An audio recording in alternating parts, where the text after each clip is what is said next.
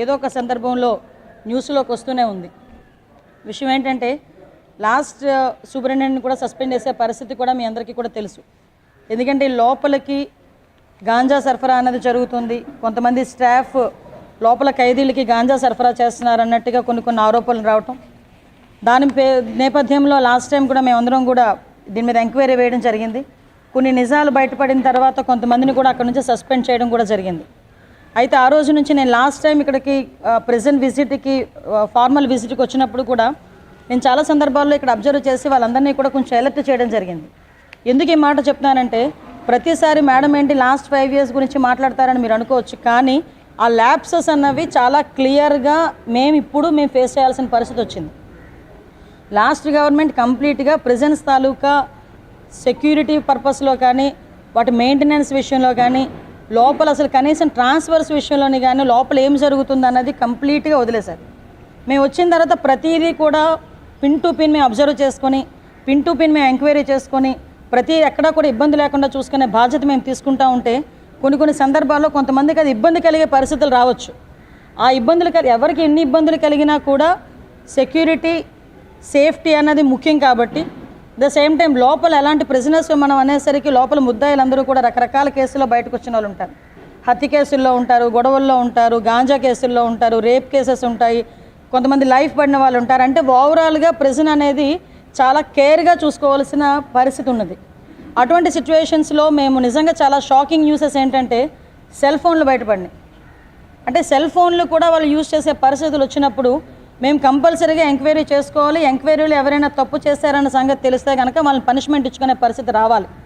దీన్ని కూడా గవర్నమెంట్ ఇక్కడున్న ఎంప్లాయీస్ అందరూ కూడా దీన్ని కూడా అర్థం చేసుకొని ఫర్దర్గా కూడా వాళ్ళ వర్క్లు ప్రాపర్ వేలో వారు వర్క్ చేసుకునే పరిస్థితి రావాలి.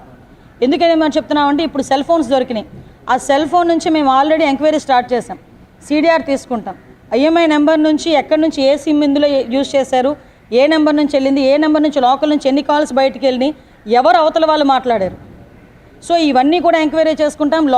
లోపల నుంచి బయట ఎవరితో మాట్లాడారో వాళ్ళు కూడా రేపొద్దున్న కోర్టు ముందు హాజరయ్యే పరిస్థితి వస్తుంది. వాళ్ళు కూడా తప్పు చేసిన వాళ్ళ పరిస్థితి వస్తుంది. అంటే ఇక్కడ లోకల్ ఇప్పుడు మనం లాస్ట్ టైం చూసాం, కొంతమంది రౌడీ షీటర్స్ లోపల ఉన్నారు. రౌడీ షీటర్స్ కూడా బయటికి వెళ్ళి లోపలికి వచ్చేటప్పుడు గాంజా తీసుకుని వచ్చే పరిస్థితులు కూడా కనిపించాయి. అంటే అటువంటి సందర్భాల్లో కూడా కొంతమంది పోలీసులు కూడా ఇబ్బందులు పడి వాళ్ళు కూడా సస్పెండ్ చేసే పరిస్థితులు కనిపించినాయి. అంటే ఇటువంటి సందర్భాల్లో ఇంకా విషయం ఏంటంటే కొన్ని సందర్భాల్లో ఎంత వరకు అంటే ఇది లోపల ఒక చిన్న ప్లాంట్ కూడా కనిపించింది, గాంజా ప్లాంట్ కూడా కనిపించింది.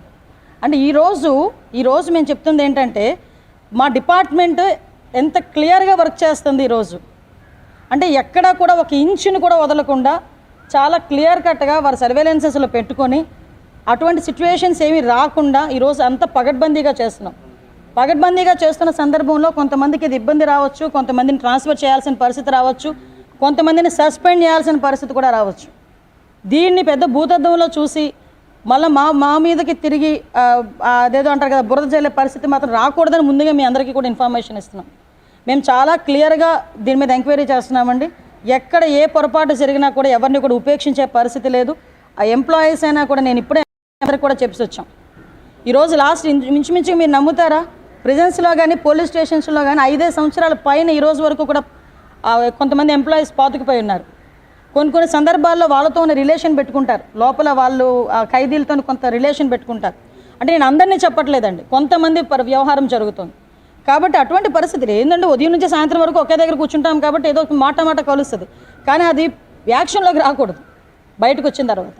సో కొన్ని సందర్భాల్లో మేము కూడా ట్రాన్స్ఫర్స్ చేయడానికి కొంతమందిని ట్రాన్స్ఫర్ చేయడం జరిగింది. అది కూడా మీ అందరికీ కూడా తెలుసు. మేమందరికీ కూడా చాలా క్లియర్గా ఎక్స్ప్లెయిన్ చేయాలి, పబ్లిక్కి కూడా తెలియాలనే ఉద్దేశంతోనే ఈరోజు నేను ఇక్కడికి రావడం జరిగింది. ఇక్కడికి వచ్చిన తర్వాత కొన్ని విషయాలు నేను ఎక్కడైతే సెల్ ఫోన్ దొరికిందో అది కూడా చూసి వచ్చాను. ఎక్కడైతే వీళ్ళు మొన్న రీసెంట్గా ఎవరైతే ఆరోపణలు బయటకు వచ్చి చేశారో, ఏ బ్యారక్లో అయితే మమ్మల్ని చెక్ చేశారు, బట్టలు తీసి చెక్ చేశారని చెప్పారు, ఆ బ్యారక్ను కూడా చూసి వచ్చాను. ఒకటి మాత్రం చెప్తున్నానండి, నేను డిపార్ట్మెంట్లో అందరికీ మేము హోమ్ మినిస్టర్ని, అందరికీ గౌరవ సీఎం గారు ముఖ్యమంత్రి. ఇందులో మాకు ఎటువంటి పక్షపాత వైఖరులు మా దగ్గర ఉండవు. అందరూ మా కుటుంబ సభ్యులే, కానీ తప్పు చేస్తే ఎవరినైనా పనిష్ చేస్తాం. అందరూ మా కుటుంబ సభ్యులే, కానీ తప్పు చేస్తే ఎవరినైనా పనిష్ చేస్తాం. ఆ విషయం గురించి వాళ్ళ వెల్ఫేర్ మేము చూసుకుంటాం, కానీ గవర్నమెంట్కి ఎక్కడ కూడా చెడ్డ పేరు రాకుండా, ఇక్కడ స్టాఫ్కి ఎక్కడ చెడ్డ పేరు రాకుండా చేసుకోవాల్సిన బాధ్యత కూడా అందరి మీద ఉంది. దయచేసి మీరందరూ కూడా సహకరించాల్సిందిగా కోరుకుంటున్నా. మా పత్రికా సోదరులకు కూడా మీ అందరికీ కూడా ఒకటే విన్నపం, ఏం జరిగిందన్నది మీకు క్లియర్గా మేము ఎక్స్ప్లెయిన్ కూడా చేస్తాం. ప్రతి ఒక్క విషయాన్ని ఎక్స్ప్లెయిన్ చేస్తున్నాం పబ్లిక్, ఎందుకంటే మీరే ప్రజలకి మాకు ప్రభుత్వానికి మధ్యలో ఉన్న వారధులు. మీ దగ్గర మీకైనా క్లియర్గా ఇన్ఫర్మేషన్ ఇవ్వాలి కాబట్టి ఈరోజు ఇక్కడ ఒకసారి చూసి మీతో మాట్లాడడం జరిగింది.